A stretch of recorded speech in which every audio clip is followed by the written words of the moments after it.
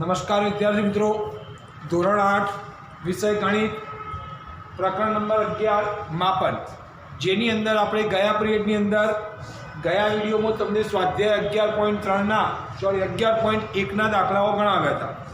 આજે સ્વાધ્યાય 11.2 જેના સૂત્રો મેં તમને શરૂઆતના પહેલા પિરિયડની અંદર પહેલા વિડીયોમાં લખાવી દીધેલા અને સમજાવી દીધેલા. હવે આજે હું રકમ લખતો નથી, રકમ બોલીશ, બરાબર છે. આકૃતિ મેં બનાવી છે અને આ આકૃતિ પરથી કેવા પ્રકારની રકમ બને એ રકમને હું બોલીશ અને એ રકમ પરથી મેં આકૃતિ બનાવી છે. ટૂંકમાં તમારે અહીંયા સમલંબ ચતુષ્કોણના ક્ષેત્રફળો શોધવાના છે, જેનું સૂત્ર આજના દાખલાઓ માટેનું સૂત્ર સમલંબ ચતુષ્કોણનું ક્ષેત્રફળ બરાબર 1/2 ગુણ્યા સમાંતર બાજુનો સરવાળો ગુણ્યા બે સમાંતર બાજુઓ વચ્ચેનું લંબ અંતર. એટલે આ લંબ અંતર અને આ સમાંતર બાજુઓ આ બંનેનો સરવાળો ગુણ્યા આ લંબ અંતર ગુણ્યા 1/2 આ સૂત્ર છે. હવે આ આકૃતિ મેં દોરી છે, એની રકમ તમારી ચોપડીમાં એવી છે કે એક સમલંબ આકારનું ટેબલ છે અને જે ટેબલની અંદર આ આકૃતિમાં દર્શાવ્યા મુજબ માપ આપેલા છે, બરોબર છે. તો એ સમલંબ ચતુષ્કોણ આકારના ટેબલનું ક્ષેત્રફળ શોધો, આવો પ્રશ્ન છે તમારી ચોપડીની અંદર. તો મેં સીધું જ આકૃતિ દોરીને લખ્યું છે કે સમલંબ ચતુષ્કોણનું ક્ષેત્રફળ બરાબર 1/2 ગુણ્યા સમાંતર બાજુઓનો સરવાળો ગુણ્યા બે સમાંતર બાજુઓ વચ્ચેનું લંબ અંતર. આ સૂત્ર છે. હવે ચતુષ્કોણ કયો? તો A, B, C અને D આ ચતુષ્કોણ છે. તો હવે હું ગાણિતિક ભાષામાં લખું છું, ચતુષ્કોણ ABCD નું ક્ષેત્રફળ ઇઝ ઇક્વલ ટુ 1/2 ગુણ્યા સમાંતર બાજુનો સરવાળો. તો સમાંતર બાજુ કઈ છે? 1 અને 2, BC અને AD. તો અહીંયા સમાંતર બાજુનો સરવાળો એટલે AD વત્તા BC. હવે અને લંબ અંતર ગુણ્યા બે બાજુઓને સમાંતર, બે સમાંતર બાજુનું લંબ અંતર એટલે આ ભાગ આવે AM. તો ગુણ્યા AM. હા, તમારે આટલું લાંબુ સૂત્ર શબ્દો ના લખવું હોય તો સીધું આ લખી શકો છો, બરાબર છે. હવે આપણે સૂત્રની અંદર કિંમત મૂકી દઈએ. 1/2 ગુણ્યા કૌંસની અંદર AD નું માપ તમને 1 મીટર આપેલું છે એટલે 1.0 આપણે લખીએ છીએ, કેમ કે આપણને ગણતરીમાં ભૂલ ના પડે, કેમ કે બીજા માપ બધા પોઈન્ટમાં છે. હવે BC નું માપ તમને 1.2 મીટર, બધા જ માપ મીટરમાં છે એટલે કોઈ સેન્ટીમીટર મીટર કરવાની જરૂર નથી. વત્તા 1.2 BC નું માપ લખ્યું. કોનું માપ લખ્યું મેં? BC નું લખ્યું. હવે ગુણ્યા AM આ લંબ અંતર એટલે ગુણ્યા 0.8 આ તમારું AM લંબ અંતરનું માપ લખ્યું. હવે આનું સાદું રૂપ આપવાનું છે, જે જવાબ આવે એ તમારો આન્સર છે. હવે 1/2 ગુણ્યા સૌથી પહેલા ભાગાકાર છે નહીં, ગુણાકાર છે. હા, બરાબર. પણ અહીંયા કૌંસની અંદર કૌંસનું સાદુરૂપ, તો પહેલા કૌંસનું સાદુરૂપ આપી દઈએ. આ કૌંસનું તો 1.0 વત્તા 1.2 એટલે પહેલા કૌંસને આપણે ખોલી નાખવો પડશે. તો આ બંનેનો સરવાળો 1 અને 1.2 એટલે કેટલા થશે? 2.2 ગુણ્યા 0.8. હવે આની અંદર તમને પોઈન્ટની અંદર છે બધા જ સ્ટેપ ગુણાકારમાં આવી ગયા. હવે કોઈ ભાગાકાર નથી કે સરવાળો નથી કે બાદબાકી નથી, એટલે લસા ગુસાની કોઈ મગજમારી છે નહીં. હવે બધા સ્ટેપ ગુણાકારમાં છે એટલે સીધા જ તમારે આ જે પોઈન્ટવાળા પદો છે એમાં ભૂલ ના પડે એના માટે તમારે જેટલા પોઈન્ટની પાછળ જેટલા અંક હોય એટલા નીચે, પોઈન્ટ પાછળ 1 અંક હોય તો 10 ને પોઈન્ટની પાછળ 2 હોય તો 100. તો 1/2 ગુણ્યા 22/10 ગુણ્યા 8/10. કેમ આવું કર્યું? આ પોઈન્ટની અંદર ગણતરીમાં તમને ભૂલ ના પડે માટે હવે અહીંયા મેં છેદ ઉડાડ દઉં 2 11 હવે 11 88 10 દાન 100 હવે સીધો જવાબ તમને ખબર પડી ગઈ કે છેદની અંદર 2 શૂન્ય છે તો ઉપરના અંકની અંદર 2 પોઈન્ટ કપાય તો 0.88 બરોબર છે। હવે આપણે શું શોધ્યું છે અહીંયા ક્ષેત્રફળ અને ક્ષેત્રફળ હોય એટલે એકમમાં શું લાગે સ્ક્વેર તો અહીંયા એકમ કયો છે મીટર તો અહીંયા 0.88 મીટર સ્ક્વેર અથવા ચોરસ મીટર આ શબ્દ આપણે વાપરી શકીએ છીએ। હવે દાખલા નંબર 1 માં તમને ખ્યાલ આવી ગયો છે। હવે દાખલા નંબર 2 ની શરૂઆત આપણે કરીએ છીએ। તો દાખલા નંબર 2 ની અંદર જુઓ મેં આકૃતિ દોરેલી છે। હું આકૃતિ પરથી તમારી આખી રકમ બોલું છું અને એ રકમને તમારે ચોપડીમાં ટેલી કરી લેવાની છે। હવે ચતુષ્કોણ ABCD ની અંદર AB અને CD આ બે સમાંતર બાજુઓ છે અને જેમના માપ અનુક્રમે 10 સેમી અને x સેમી છે જ્યારે બે સમાંતર બાજુઓ વચ્ચેનું લંબ અંતર એ 4 સેમી છે।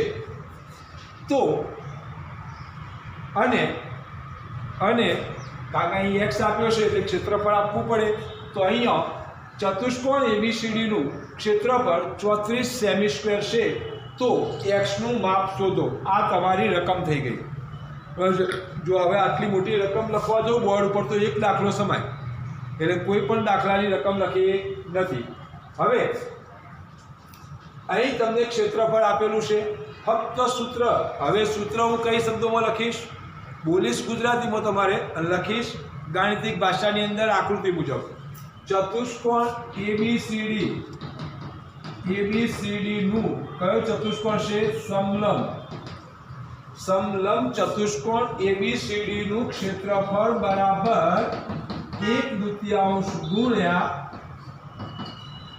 શું આવશે બોલો। હવે ખાલી જગ્યા મેં મૂકી છે ખાલી જગ્યામાં તમને ખબર છે સમાંતર બાજુનો સરવાળો ગુણ્યા બે સમાંતર બાજુ વચ્ચેનું લંબ અંતર તો લંબ અંતર કયું છે આકૃતિમાં DM કયું છે DM તો એ આ લંબ અંતરની જગ્યાએ મેં શું લખ્યા DM લખ્યા લંબ અંતરની જગ્યાએ DM લખી નાખ્યા। સમાંતર બાજુઓ કઈ છે AB અને CD તો એનો શું થાય સરવાળો તો હવે AB + CD હવે આ સૂત્ર તમને ખ્યાલ આવી ગયો છે।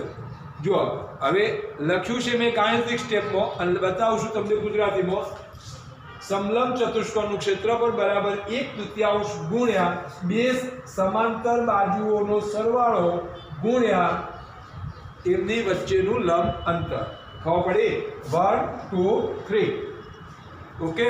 ચલો હવે બધા જ માપ રકમમાં આપેલા છે એ આ પહેલું માપ શું આપેલું છે 34 તો અહીંયા લખ્યું આપણે 34 બરાબર હવે લખ્યું આપણે 1/2 ગુણ્યા કૌંસની અંદર AB તો AB નું માપ કેટલું છે 10 વત્તા CD નું માપ કેટલું છે x ગુણ્યા DM નું માપ કેટલું છે 4 અને બધા જ માપ સેમીમાં છે।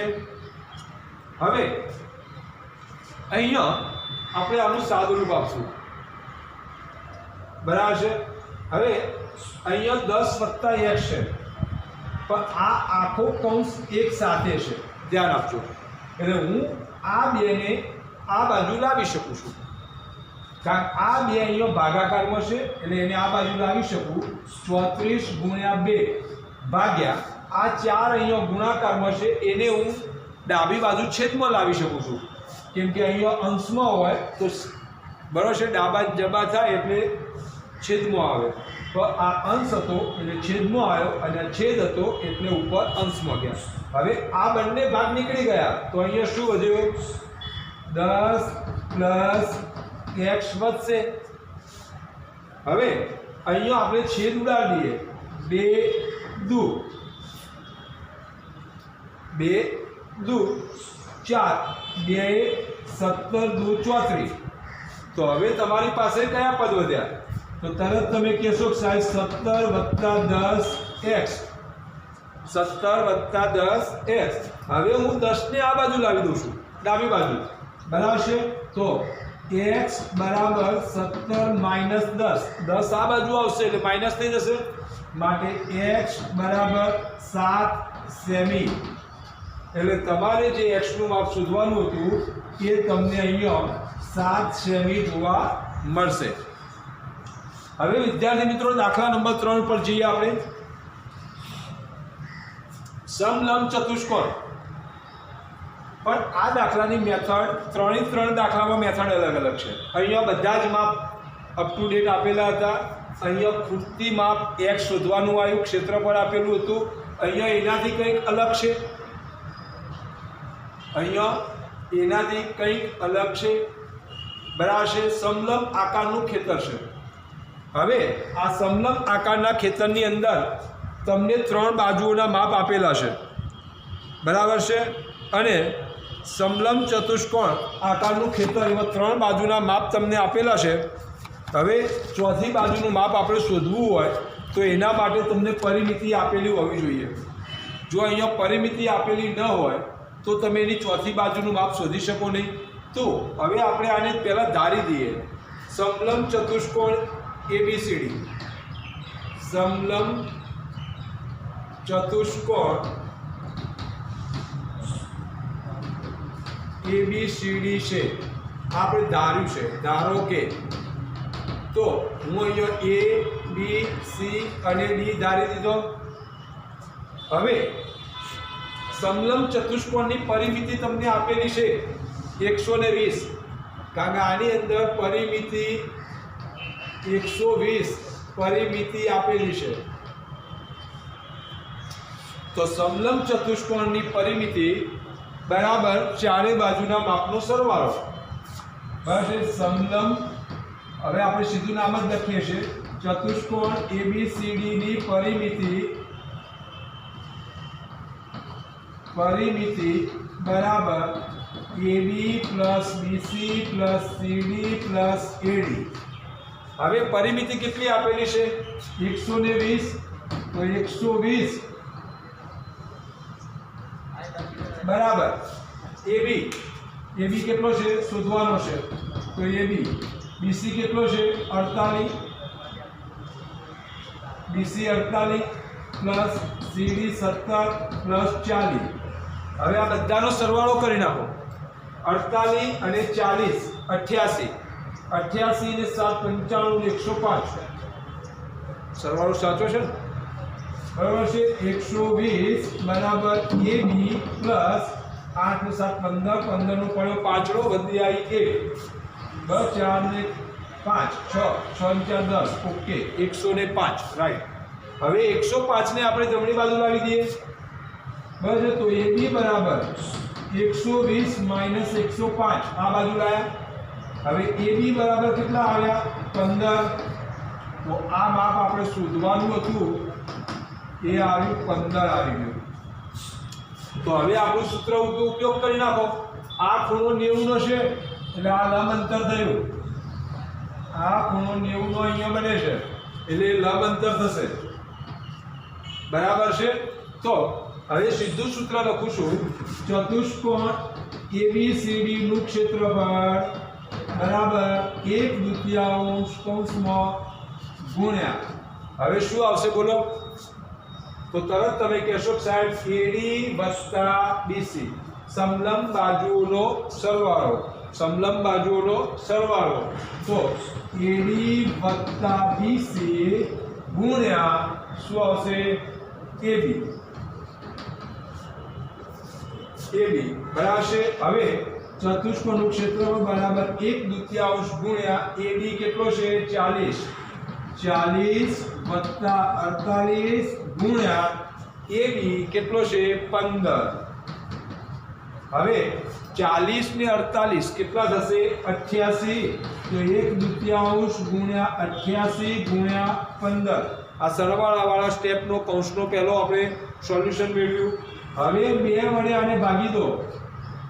તો કેટલા આવ્યા 44 બરાબર છે. હવે 44 ગુણ્યા 15 બરાબર 40 ગુણ્યા 15 એટલે 600 અને 15 ચોક 60 એટલે 760 સીધો ગુણાકાર. હા, ના ભાવે તો તમે ગુણાકાર કરી શકો છો. તો 660 શું છે? સેમી. તો સેમી સ્ક્વેર આ એનું ક્ષેત્રફળ છે. આ તમારો આન્સર થયો. બરાબર છે. તો વિદ્યાર્થી મિત્રો અહીંયા આપણે 3 દાખલાઓ શીખ્યા અને 3 દાખલાઓ તમારે સ્વચ્છ અક્ષરે લખવાના છે. HW બરાબર છે. સ્વાધ્યાય 11.2 ના દાખલા નંબર 1, 2 અને 3 ગણવા. બરાબર છે. અને પ્રેક્ટિસ કરવી. ઓકે, જય હિન્દ.